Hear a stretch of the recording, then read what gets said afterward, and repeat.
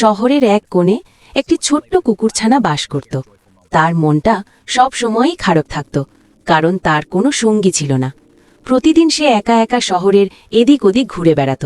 হঠাৎ তার চোখ পড়ল একটি ল্যাম্পপোস্টের নিচে বসে থাকা আরেকটি কুকুরছানার দিকে।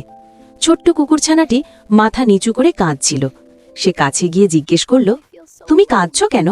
কুকুরছানাটি চোখ ভরা জল নিয়ে বলল, এই পৃথিবীতে আমার কেউ নেই।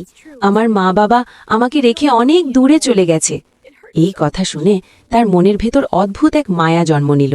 সে ধীরে ধীরে কুকুরছানাটির হাত ধরল আর বলল, আজ থেকে তুমি একা নাও, আজ থেকে আমরা দুজন বন্ধু। এই বলে সে তাকে জড়িয়ে ধরল। সেই দিন থেকে আর কেউ একা রইল না। দুজন মিলে খেলাধুলা, দৌড়ঝাঁপ আর হাসি আনন্দে ভরে উঠল তাদের জীবন। একাকিত্ব বদলে গেল বন্ধুত্বে, আর শহরের সেই কোণাটায় জন্ম নিল দুই বন্ধুর এক নতুন সুখের গল্প।